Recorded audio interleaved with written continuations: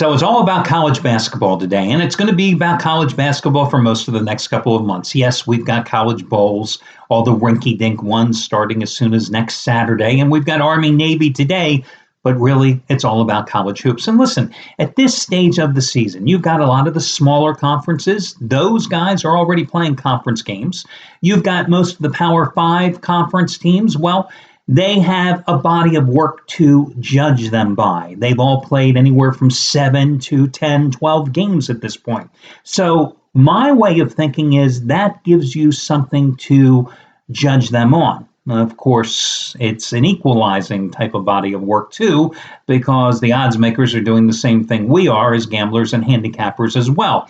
But still, I would rather be in that position where the unknown, well, that's kind of difficult. And I've always maintained that, the first 2-3 weeks of any season, it's the only time you have the advantage over the odds makers. Now, in college basketball, that is certainly true, but it's also more difficult because, yes, it gives you the advantage because with 351 Division 1A schools, needless to say, the odds makers don't have a clue about what's going on with, let's say, 300 of those teams, but neither do you or I because there's only so much time we can devote to college basketball.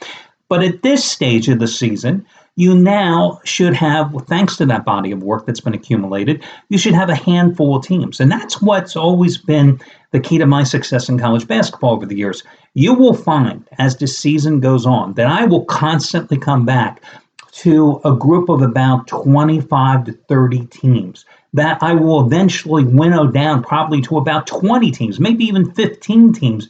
And I will keep going back to the same teams, to the same conferences over and over again, because why not dance with the girl you brought? So, for example, last year, Horizon League, tremendously profitable conference for me. It started with taking a look at Oakland. The Oakland out of Michigan, that team. Well, when you're handicapping one team in the Horizon League, when they're playing Wisconsin-Milwaukee, playing Wisconsin-Green Bay, when they're playing Wright State, when they're playing Cleveland State, well, suddenly you're looking at 6 or 7 teams in that conference, and then you have a nice little collection of teams. And that's what happens. It's not about suddenly going, hey, I think I'm going to jump into the Pac-12 today because I have a feeling about Washington State. That might work in football, but it doesn't work in college basketball because there's just too many teams, too many conferences. Last year I'll give you another instance. Texas Arlington, before their top player went down with a torn ACL. Texas Arlington was one of my go-to teams. The minute they upset Ohio State early in the season, the minute they upset Memphis early in the season, that was a team that I immediately started riding and following all its games. Hey, knew nothing about their opponents, but because I was riding Texas Arlington, I started handicapping their games. I started looking at their conference, and that started putting me in play in all their games as well. And that's what college basketball is all about. You have to narrow your focus. And that's how the key, really, I think, to making money in college hoops. So I've got a number of complimentary plays coming your way in just a moment for those. Last night, of course, complimentary winner cashed in with the Cleveland Cavaliers in a rout of the injury-riddled Miami Heat. I got to tell you, last night I also had as one of the discounted plays here on the site, my highest-rated play in the NBA is a 15-dime release, which since 2009, have been money in the bank. So I had another one last night. I had the Milwaukee Bucks -3 at home against the Atlanta Hawks. And Milwaukee was up by 7 at the end of 1. Bucks were up by 20 points, playing at home against Atlanta last night. Now, these are the same Hawks that before they beat the Miami Heat on Wednesday night, they had lost 7 straight and 11 out of 12. And what did the Hawks do? They scored 40 points in the third quarter after opening up the third quarter on a 13-3 tear. Then they take their first lead in the game with like 3 minutes and 15 seconds to play. And then they outscore the Bucks again, playing in Milwaukee 30-18 in the fourth quarter. And they walk off with the straight-up win and saddle me with the loss. And they cost me a 5th winning day in 6 days and cost all of you that got that discounted play, which I thought was money in the bank, an easy, I thought, winner. There are collapses, and then there are epic collapses. That, my friends, was an epic collapse. And you know what? What are you going to do? I mean, you shrug your shoulders, you throw up your hands, you mutter your favorite obscenity. In my case, I muttered it at least 7 or 8 times. I believed I used the rest of my profanity quotient for the rest of this year. Truth be told, I probably used well into 2018's profanity quotient for some of the losses I've had here over the past month. But it's just one of those things. I mean, what are you going to do? Team's up by 20 at home at half, and they blow it. It happens. What can I tell you? Listen, the big featured discounted play today is a guy that's been the big featured play, each of the last 2 weekends and has made you a fortune. It's Chris Jordan, going for winning day number 21 out of 29. $1 bettors up over 20 grand since Thanksgiving Day. Double your wager, 2,000 star college basketball blowout of the year. He says it's a 27-point winner. It matches last Saturday's 2,000 star double your wager college football game of the year play when he captured the winner with Wyoming plus the points at home in a cover against San Diego State. Bigger than a 600 star winner last night on the Cavaliers. Bigger than Thursday's discounted 1,000-star NBA winner on the Raptors. $1 bettors, again, up over 20 grand since Thanksgiving Day, up over $110,000 with 1,000-star plays or higher in all sports combined since 2006. And this is a 2,000-star double your wager play. Last week, remember what he did? Friday, he raised the bar 1,500-star winner with Washington over Colorado in the Pac-12 championship game. Told you Saturday was the double your wager winner on Wyoming. And then Sunday, the 5th ever NFL triple your wager winner, New England over the Rams. All three of them were half-price winners, and this one is as well. And the coupon code is simply HALF, HALF. Trace Adams, who, guess who had the Atlanta Hawks last night? Yeah, Trace Adams. Trace Adams, who just is coming off, his 6th straight NFL winner, which you got discounted, a 1,500-star winner on Kansas City on Thursday night, has another 1,500-star play. That's also going today in college hoops, and that's one of your other discounted featured plays today, and you can get all the details on that over on the homepage as well. So let's get to your complimentary plays for today's card. I'm going to start with a game involving Kansas and Nebraska. I am going to go with Kansas in this game, minus the big number at home. What's this line up to? It has already jumped up another point here. It's up to 19.5. It was 18.5, at about 10 o'clock on Friday night. It's now almost 1 o'clock in the morning. It's jumped up some more. Listen, you probably saw the news that one of Kansas's forwards, Carlton Bragg Jr., was suspended indefinitely. Guy who was averaging about 8 points and 5 rebounds a game. And Bill Self's team has got no production from their bigs. I'm not concerned by that because the Jayhawks pretty much are a 4-guard lineup team. And they have really pushed the pace this season.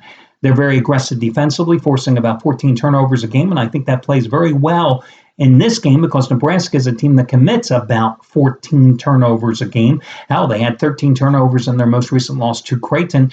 This game, of course, at Allen Fieldhouse, where number 3 KU has won 45 straight games. The Jayhawks have won 8 in a row since opening the season with that overtime loss to Indiana, following that up with the win against Duke. Here's an interesting stat line for you that I came across in researching this game. Kansas is number 5 in the nation in field goal percentage, number 9 in three-point shooting, and number 13 in scoring. Nebraska in the same 3 categories, 297, 319, and 288. That's the Cornhuskers rankings in Division I ball in those same exact categories. The Huskers simply, listen, what really hurt the Huskers, they had a guy by the name Andrew White who started his career at Kansas, transferred to Nebraska, left the Cornhuskers last year, moved on to Syracuse. This is a guy who was a wingman last year, averaged at almost 17 points a game. Now he's averaging like 17 points a game for Syracuse this year. The Huskers are coming off a 77-62 loss to number 10 Creighton. In that game, they shot 3 for 22 from three-point land. They're only hitting about 29% of their shots from beyond the arc. What can I tell you? I mean, this is a good shooting Kansas team. They're hitting a little over 42% of their shots beyond the three-point line in Big 12 action. They're averaging almost 9.3 three-pointers per game. They're averaging a little over 87 points a game. They're second in the Big 12 in rebounding, so they get a lot of second-chance cheapies. Playing at home, I just think that Nebraska coming off the loss to Creighton, this is too much to ask for the Cornhuskers, and I'm going to go with them here. Once again, Kansas is going to be your first complimentary play. Your second complimentary play, I am going to go and take a shot with Kansas State. Now, listen, I'm going to be honest with you. I've never been a Bruce Weber fan from the days when he was at Illinois, now that he's at Kansas State. But I think this is an interesting matchup here because Kansas State, this game is going to be at the Sprint Center in Kansas City, so it's not a home game. You got a Wildcats team is 8-1, but they have played a very soft schedule. Their only loss coming by 1 point to Maryland, taking on a Washington State squad that's 5-4. Ernie Kent rebuilding the Cougars, but this Washington State squad was most people feel that they're going to be probably one of the bottom two teams in the Pac-12 this season. They have already lost by 26 points to Creighton, by 9 to Loyola of Chicago, by 12 to San Jose, by 16 to New Orleans.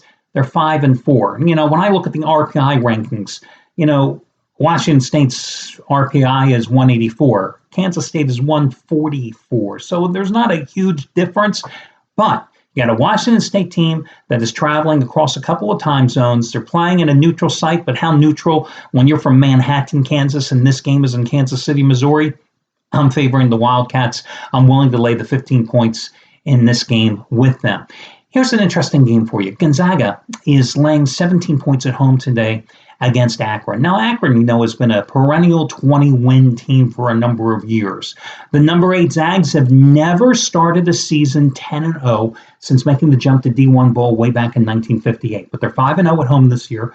Their smallest margin of victory was in their second game of the season by 21 points against an, at that time, injury-riddled San Diego State Aztec team. Akron is 7-2. They lost by 12 at Creighton and lost their season opener by 8 to Youngstown State. How do you lose by 8 to Youngstown State is beyond me. Preseason MAC favorite to win the title game. They played damn good ball against Creighton, and Creighton is undefeated. Shot 47% in that game, out-rebounded the Blue Jays by 1 in that contest, but Bulldogs are 9-0. Just hammered Washington 98-71, and that was right after winning at Arizona 69-62. So that's been their last 2 games. I think the most interesting matchup, though, in this game is, Gonzaga has that big guy in the middle, Karnowski, who's 7'1", 300 pounds. He normally towers over anybody else they play. But Akron center, Isaiah Johnson, he's 6'10", he's 300 pounds. And they've got a big burly forward, too, who's like 6'9", 280. So they've got some beef along the front line. The backcourt, I'd say it's about even in terms of the matchups there. So I think that with Akron as a 17-point underdog in this game, I'm willing to give Akron a shot here and grab the points because, again, Gonzaga's coming off the big win against Arizona, and even though Washington isn't that good, it's still a regional game, and I'm just thinking in this particular spot it might be a little bit of a letdown for the number 8 Zags in this one, so I'm willing to grab the points with the Cougars in that contest. So, again, your complimentary plays, I'm going to lay the wood with Kansas and Kansas State, and I'm going to grab the points with Akron for your final complimentary play. This being Saturday, you know the drill. You can save 24% off your total purchase price by using the coupon code 24%. It's a mix and match coupon, and all the details are over on the homepage. And plus, the countdown, the kickoff preview show, the NFL show I do with Steve Budin, that is also available on your homepage or on my homepage. So that'll do it, guys, and I'll catch you again on Sunday when we do this one more time. Good luck, everybody.